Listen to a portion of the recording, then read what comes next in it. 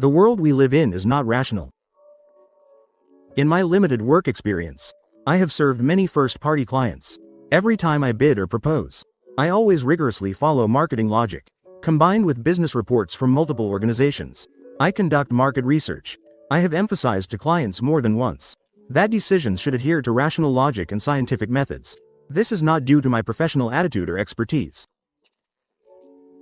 but a rational obsession developed from my long-standing interest in philosophy.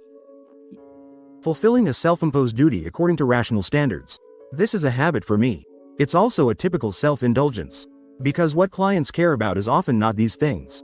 What they care about is, if you can serve me, how much kickback can I get? Quote, besides, is my boss satisfied with your proposal? Can you understand my unspoken implications? Can we use a tacit yet subtle way to mix personal interests into the proposal, to flatter my boss decently? When you mediate among various interests, you must find a solution that is acceptable to everyone. This solution may be the most foolish one from a rational perspective, but it is the best solution for everyone. Because this is a choice made out of human nature, we must understand the world we live in does not constantly lead to the sublime according to rational construction. Instead, sensibility and practicality are always the main themes in life. Among the corporate executives or private business owners I have come into contact with, as their income levels increase, they often show a resistance to rationality. They exhibit unprecedented enthusiasm for certain countermeasures. Their behavior is definitely not solely manifested in their work. Zodiac signs, tarot, blood type, Chinese zodiac, MBTI personality tests. They use these simple and stereotypical labels to differentiate themselves and others. The answers they provide may not necessarily be the true answers, but at least it is a definitive answer. It is an answer filled with a sense of security. Confucianism, Taoism, Buddhism, Christianity. Whether you are a bodhisattva or a Buddha, Guan Yu or God, as long as it can soothe their anxious souls, any kind of offering will suffice. Don't they read books? Of course they do.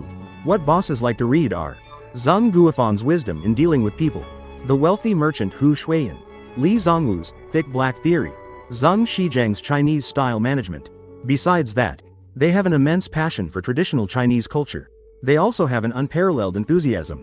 They are willing to pay a price of $28,888 to attend a CEO class on a Monday. To attend a CEO class on a Monday. Traditional Chinese culture business class. They speak of Wang Yangming's unity of knowledge and action. Silence is Laozi's virtue of yielding like water. They also firmly believe in the wisdom of their ancestors, can help them increase their income by adding a few more zeros. However, this phenomenon is not unique to us, because it is a behavior that is in line with human nature.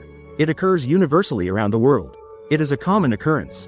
Taking new money in the United States as an example. In the past decade, Silicon Valley elites generally favor Stoic philosophy. They see the dichotomy of control. Boasting has become the operating system of life. Simply put, they divide everything into two categories: controllable factors and uncontrollable factors. They accept the uncontrollable with equanimity, and they approach the controllable with proactive determination. Thus, in a fatalistic way, this is a very rational proposition, but it cannot withstand logical scrutiny, because in the process of practice, we will find the criterion for judging whether something is controllable. There is simply no clear framework. People often tend to attribute all past misfortunes and failures to an uncontrollable factor. Thus, in a fatalistic way, to console themselves, in order to better face tomorrow. It is said that many American investors like to introduce this life philosophy to the founders they invest in. Promote this life philosophy, because they believe this can effectively prevent founders from choosing to jump off a building or run away due to long-term high pressure. In fact, human nature is always restless.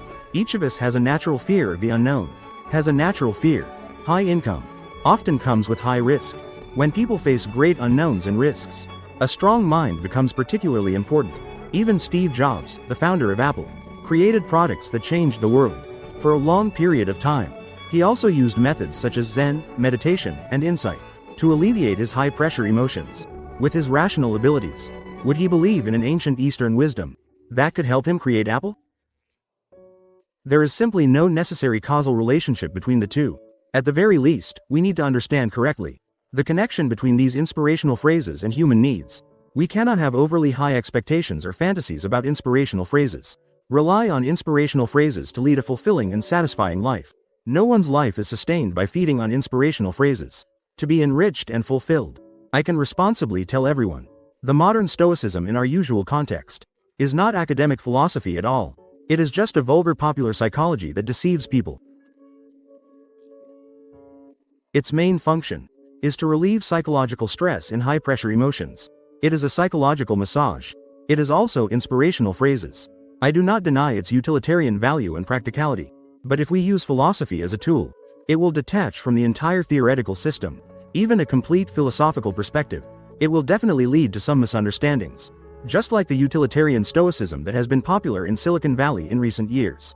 This utilitarian Stoicism, in fact, its connotation has been severely distorted. The academic inheritance from the ancient original works is completely absent. For philosophy itself, this is a negative transformation.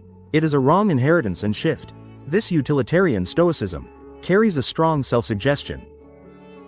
That's why it is prevalent in many lacking philosophical knowledge. Among those lacking cultural cultivation, it is highly esteemed and prevalent. They often arrogantly believe they can overcome human instinctual emotions, transcend human emotional fluctuations, to the extent of treating life completely rationally. This anti-human shame is simply self-torture and psychological numbness. Whether it's Nietzsche's philosophy of the Übermensch or Marcus Aurelius' Stoic thoughts, I do not recommend you to take it as your bedtime reading. Even more so, I do not recommend opening philosophy in a soulful chicken soup way. This is the biggest castration and misinterpretation of philosophy. In the upcoming videos, I will do my best to restore the original face of Stoicism, a philosophical proposition not overly interpreted. If sensibility and practicality are the waves of this world, then rationality must be hidden in the ripples and splashes. Pay attention to me. Take you to see philosophy in a popular way, friends. See you next time.